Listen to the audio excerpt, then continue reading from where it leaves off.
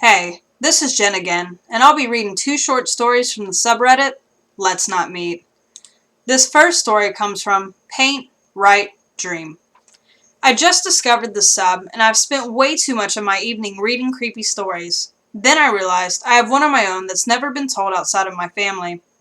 When I was a kid, my family used to celebrate Thanksgiving with my uncle, aunt, and two cousins.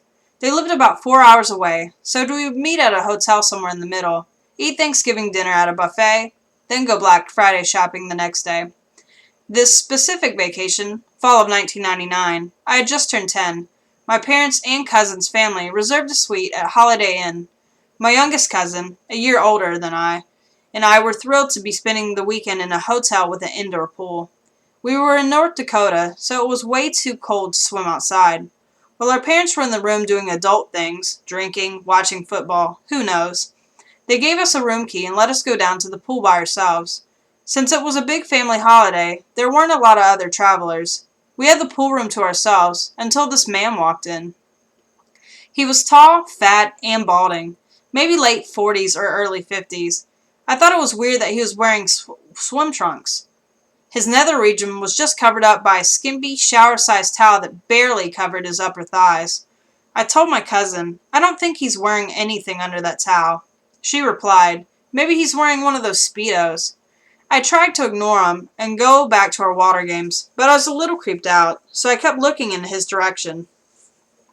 Once, he lowered himself in the hot tub next to the pool. I noticed the towel was no longer wrapped around his torso. It was floating on the surface of the water. He didn't say anything to us, but the way he looked at us so intensely scared me, like we were food he wanted to eat.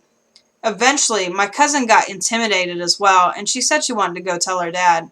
We get back to the room, and she tells my uncle. There was an old man in the pool staring at us and making weird faces. My uncle and dad followed us back downstairs, but the man was gone. The now-soaked towel laid next to the hot tub, and there was that I thought was spit floating on the surface of the water. Lots of spit. I didn't understand why my dad got so angry. I thought it was gross that the weird man hawked loogies in the pool and made the water nasty.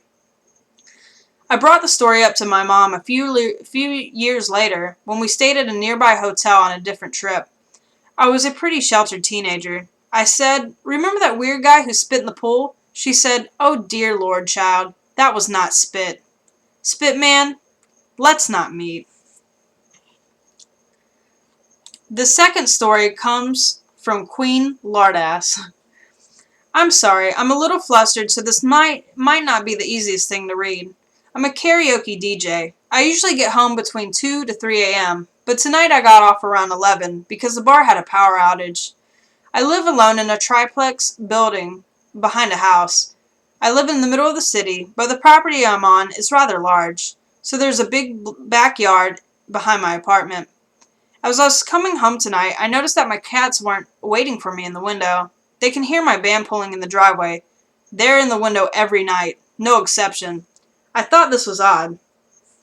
Then I noticed that the kitchen light was on. I never leave my kitchen light on. At this point, I was a little freaked out. That's when I thought I saw movement in my kitchen. I called 911, and the dispatcher told me to lock my van doors and remain in my vehicle and stay on the line. Officers showed up very quickly, probably less than 5 minutes. They parked on the street and walked up to my van. They asked me to stay quiet and give me my house keys. One officer went to the back of my apartment, and the other used my key to unlock the door. When he opened the door, all was quiet. Then he yelled really loud, telling someone to come out. I heard the police officer that was in my backyard start yelling, and the other officer ran out to join him. My neighbors had came outside at this point, and I was freaking out. It seemed like a long time, but they walked a cuffed woman towards me, and it turns out it was a patron that I had 86 this last weekend. I don't know how she found out where I lived. She was hiding in my bedroom closet with a very large knife and a bundle of rope. I don't want to think about what could have happened had I gone to bed with her waiting for me. I'll be taking a gun safety course soon. But really, before I found the sub, I wouldn't have noticed all the little things that were out of the ordinary tonight. Reading these events have taught me to be more observant.